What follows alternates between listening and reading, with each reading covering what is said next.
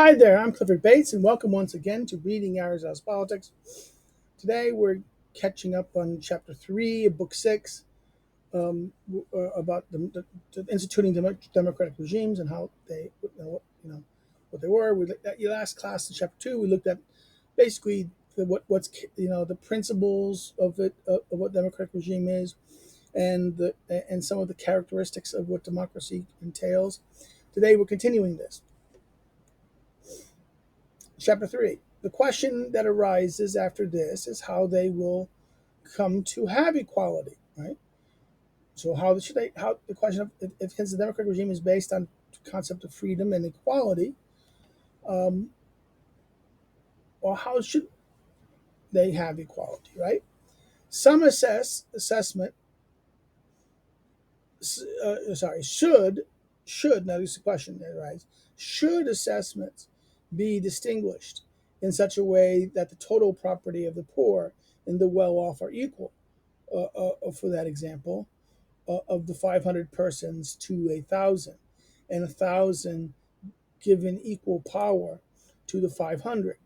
So this is seems necessary. Kana, something's missing. He thinks something that has to be added to the text. Um, um, so something is amiss here. The argument is that this is why he added the Kana here. This thing. Should the assessment distinguish in such a way that total property of the poor and the well-off are equal? The total number is balanced. Okay, or of 500 persons to 1,000, or and the 1,000 given power equal to 500. Okay, so that there's equality in terms of relative power, right? Or is equality on this basis not to be sought this way, and and should or in other words, so should it be this way that each group and each thing is equal, has equal weight and equal power to the other one, that the property of this is equal to that, okay, or an equal, and given power equal, the kind of authority equal to those, like balancing out their things, or is equality on this basis not to be sought in this way, and should one not rather make it this distinction and then take an equal number of persons from the 500 and from the 1,000 and give them all authority over elections in the court? In other words, okay, these two groups pick 5 people of each. In other words, uh, uh, equal number of persons from the 500, and in other words, take an equal number of persons from the 500 and from the 1,000 and give them authority. So therefore, you take certain number, take whoever's coming, each group gets equal representation, right? Um, and it give them authority over the elections in the court. So therefore, they have this group has authority over the mechanisms of election, selection of people in the courts. Is this then the most just sort of regime that accords with popular justice, or rather the one that is based on the multitude? Therefore, should there be a kind of yes? This is basically a series of questions. Should you get that way, the assessment this way? Second thing is, well, or is it based on this kind of equality in that sense, right? And then the third question is this then the most just sort of regime that accords with popular justice, or rather the one that's based on, in other words, is it more just that it's based on the multitude, on what the multitude gets what it wants, or on popular accords with popular justice? Those of the popular sort assert that justice is whatever resolved by the majority, while those of the oligarchy assert that it is whatever that it is whatever is resolved by those with the greatest property. for they assert that decisions ought to be made on the basis of the amount of property. So people believe it should be the majority should decide, and the wealthy should.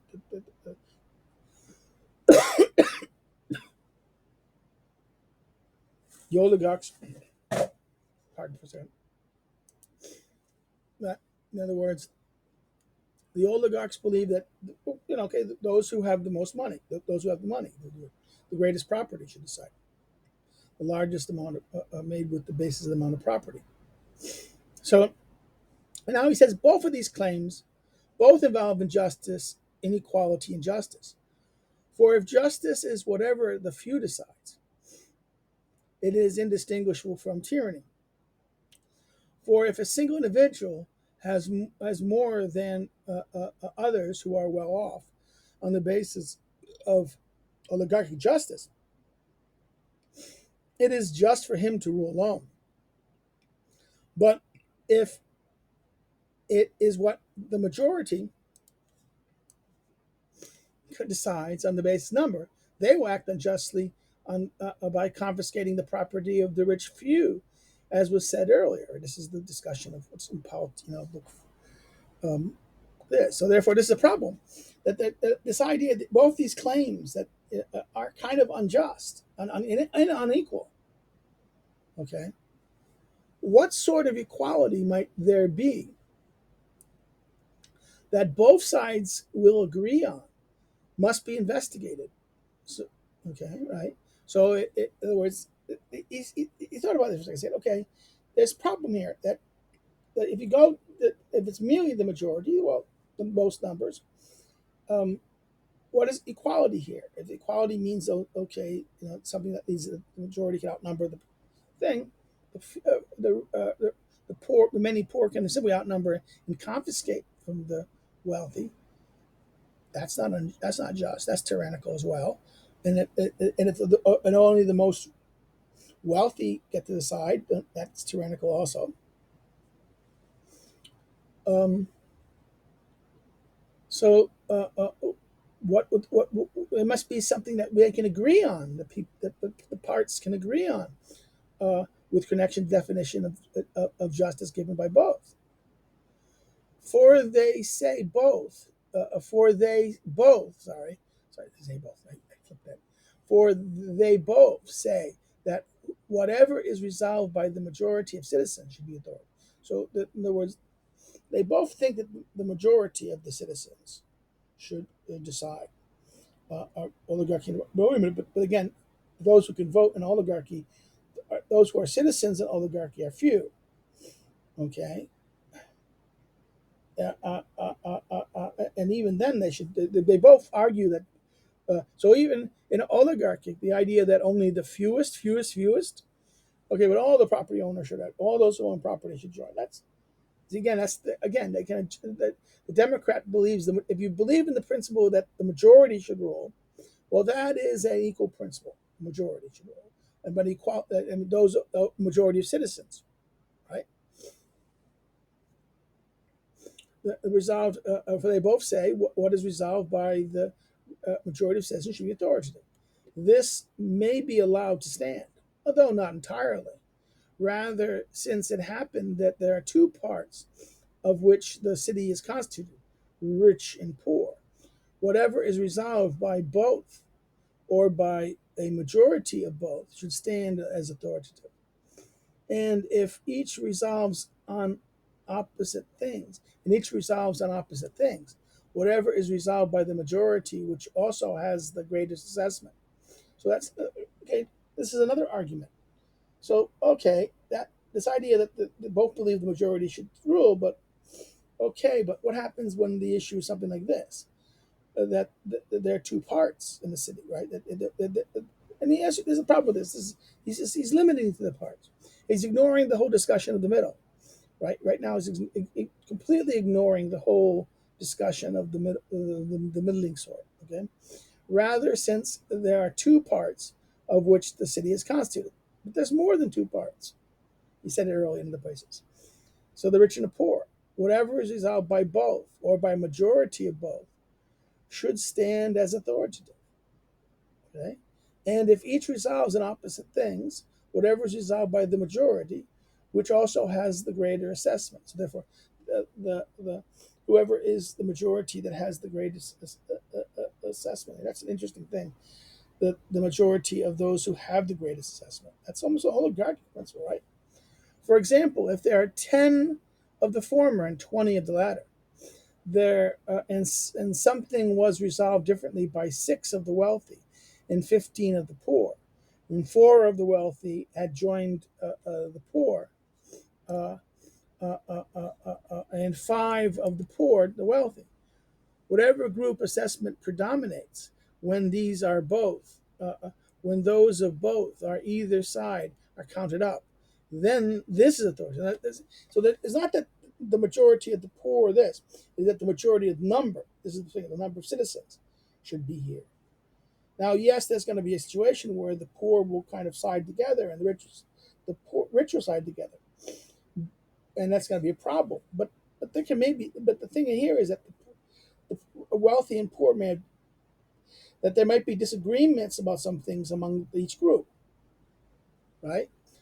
This, therefore, this is why this is a very interesting. Like, repeat again. For example, if there are 10 of the former and 20 of the latter, and something was resolved differently by 6 of the wealthy and 15 of the poor, 4 of the wealthy joined together, joined the poor, and 5 of the poor were the wealthy, right?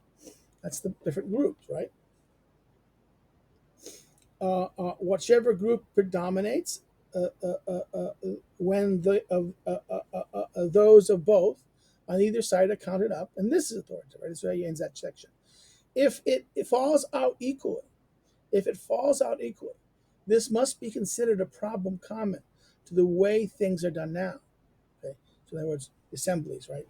If this is a problem, right? This is a problem of the way things are done now, right? If the assembly or the court is split, in such a case, there must be resort to lot, or something else of this sort must be done. So if there's a split, the idea if there's a situation where there's a tie, a split, and there's no way to get a result, well, then you have to.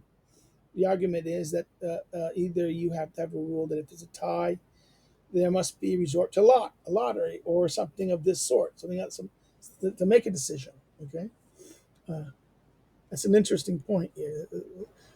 It's usually the idea is that democracy ties mean nope. If there's a tie vote, there's a tie means no, nothing happens. You have to have a winner, right? This is this idea. Uh, but concerning equality and justice, even though it is very difficult to find the truth about these matters, it is still easier to hit on it than it is to persuade those who are capable of grandizing themselves. And so, therefore, he says it's very difficult to find the truth of these matters, right? About equality and justice. It's very difficult to find the truth of these matters. But then it goes, it is still easier to hit on it. In other words, you hit on it means stumble across it, than to persuade those who are capable of aggrandizing. Those who are powerful and aggrandize themselves are not going to be persuaded. So it's easier to hit on a principle that they can share something, equality and justice, than persuade those who want to are capable of aggrandizing themselves. The inferior always seeks equality and justice. Those who dominate take no thought of it. So any group that's more powerful and can aggrandize themselves, as he says, won't care about equality and justice. It's the inferior, the ones who are weaker, who wants equality and justice. Okay, so this is a quick chapter. Here, it's clear that he's trying to get you to think about the nature of equality and what's limiting it, of it, and why it is the way it is in that sense. Here, he's saying that we define certain questions. He raised some questions about who should have authority and what the principles were. Right? I think there was we went through those, and now we dealt with his point here at the end is that there's a danger of aggrandizement. Those two, the ones who have simple power. If I have a group and I have that a power, and there's no way I'm checked by anyone, I'm not going to be persuaded. I'm going to just get what I want. If I want to, if I can capable of aggrandizing, I have so much power that I'm capable of just getting what I want, I'm not going to be persuaded, and nothing will stop the actor in that sense. So Aristotle is saying here that it's usually the weaker part, the inferior, always seeks equality and justice, and those who dominate take no thought of it. Right? That's how he ends that paragraph. So let's stop here. Let's go next to chapter 4. Well, if you've liked what you've seen, not first. If you have any comments or questions or issues you want to address about this chapter, it's very difficult. This is a weird chapter, and that's as I highlighted. Say so, put some questions and comments. When I see them, I'll answer them. If you have, if you liked it, like it. If you like it so much, share it with a friend.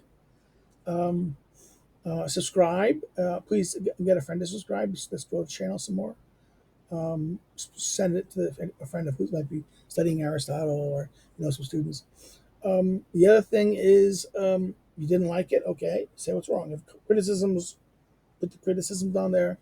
Say why you didn't like it. And, what how it could be better, or I did wrong. Okay, and you can follow my social links below. Follow me on social media and things below. What else? Well, you can. I said subscribe already. Okay, you can help if you want to. If you're interested in helping me continue this, sponsor a scholar. You can do it on Patreon or Subscribestar. I don't have anyone there. I had I had one person once, and I think that it was just see what happens. Um, but if you wish to assist, you can do that, or you can maybe buy my book from Lulu, a notebook on Aristotle's politics, which is a commentary, not a commentary. Sorry, it's incorrect. It's not a commentary. It is basically Cliff's Notes on the politics. It's a study guide. It sketches out. Okay, that is a page. I even have it so that you can take notes on it. Study notes, any notes you want to put on it of your notes and thoughts on the politics. Every book has that little page at the end of it, and it's designed with charts and things that go through the text that allow you to when you read as a guide and also study guide with the politics. I think it's useful. And I hope if you want to help, you can buy it or buy it for a friend or buy it for someone. Um, well, that's it. It's available at Lulu directly. I'll get the seller share if you. In other words, if you buy by Amazon, I'll get some money, but not Amazon has to get money, or any bookseller will get money. If you buy by Lulu, I get the money the bookstore, bookseller will get. So please help that way. Well, I'll let you go, and I'll see you tomorrow on the next chapter.